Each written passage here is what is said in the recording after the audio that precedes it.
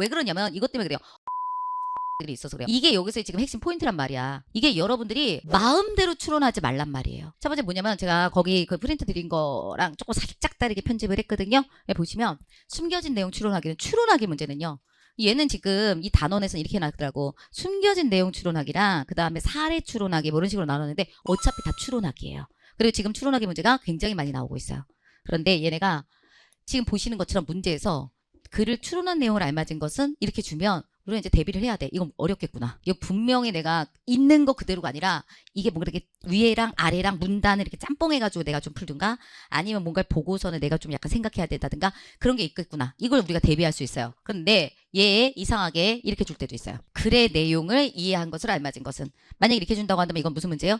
내용일치 문제죠. 그쵸? 근데 내용일치 문제인 양 한 추론하기도 많아요. 그러니까 조심하셔야 돼요. 조심하셔야 돼요.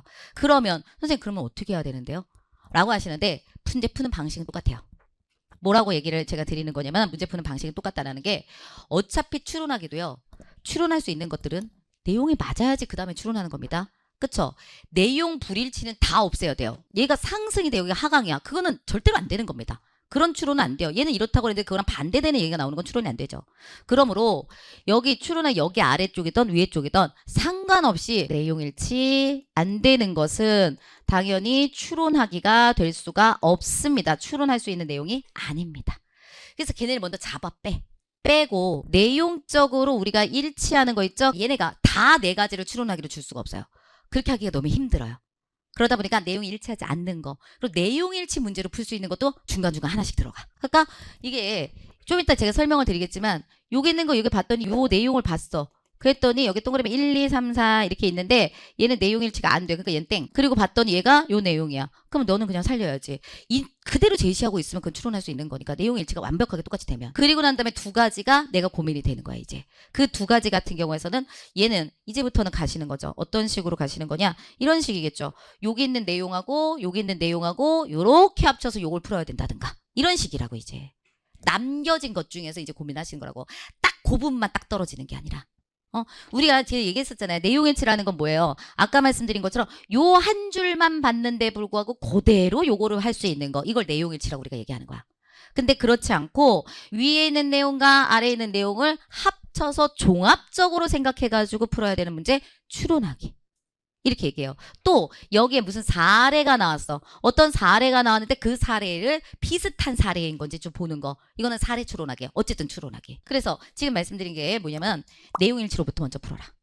안 되는 거 지우고 내용일치가 똑같이 되는 거 살리고 그리고 나머지 똑같진 않지만 어떻게 좀 봐야 되는 거 나머지 추론하기를 남겨서 얘네 쪽에서 고민을 하는 것이다. 그러면 우리가 내용일치로 먼저 해결할 수 있는 건 다 해결한다는 소리구나 이거예요. 그러면 제일 우리가 주의하셔야 될 것들 추론하기 쪽에서 우리가 좀 주의해야 될 것들이 조금 있거든요. 일단은 얘 부분에 우리가 조금 얘는 좀 잘 보셔야 돼요.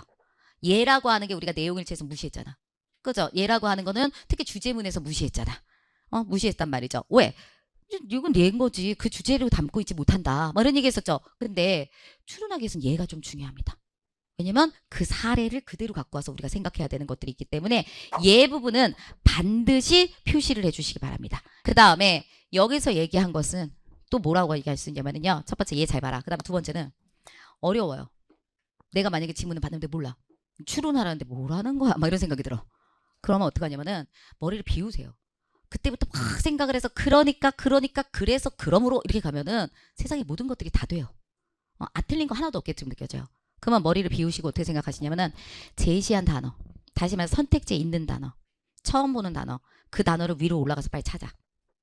그리고 그 단어의 앞뒤 문장을 통해서 내가 추론할 수 있는지 없는지를 보는 거예요. 그때 이 단어의 앞뒤에서 제시되어 있는 건지 아니면 앞뒤에서 설명하고 있지 않은 거 그걸 찾으면 돼요. 왜 그러냐면 이것 때문에 그래요. 언급되지 않은 문장들이 있어서 그래요. 언급되지 않은 거. 이게 여기서 지금 핵심 포인트란 말이야. 추론하기는 언급하지 않은 게 나와요. 이게 여러분들이 마음대로 추론하지 말란 말이에요. 내 마음대로 그러니까 선생님 그래서 이런 거 나오니까 이렇게 생각할 수 있는 거 아니에요? 이게 아니라고요. 반드시 지문에 언급이 되어 있어야 되고 반드시 그 내용하고 관련된 내용이 나와 있어야 돼요. 안 나와 있는데 불구하고 그러니까 이거는 상식적으로 이렇게 되지 않아요? 그런 상식 없어요. 지문 보고 추론해야 되는 거기 때문에 이런 거는 당연히 상식적으로 이렇게 가는 거잖아요. 그건 안 돼요. 지문에 언급되어 있어야 되고 내가 추론할 수 있는 거는 지문에서 그 내용을 조금이라도 요만큼이라도 얘기를 해야 돼. 근거가 있어야 돼. 근거가 없는 어떤 얘기, 근거가 없는 추론은 무조건 틀려요. 이게 가장 중요한 내용이에요. 그러면 이거 이렇게 생각하면 좋은데 해설지를 써.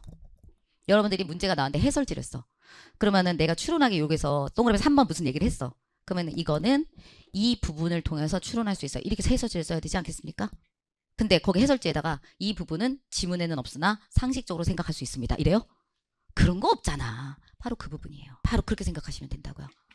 이걸 통해서 그래 요 부분 보니까 그렇게 할 수 있다고 근거가 반드시 있어야 되는 거야. 근데 지문에는 없어. 하지만 상식적이지 않냐? 너 왜 상식 몰라? 이런 건 아니라고. 그 다음에 이 마지막 것도 제가 좀 제시를 해드릴게요. 모호한 거 하고요. 만약에 좀 모호한 내용들이 나왔어. 그 다음에 정확하게 틀린 것이 있어. 그럼 어떤 거가 답이겠어요?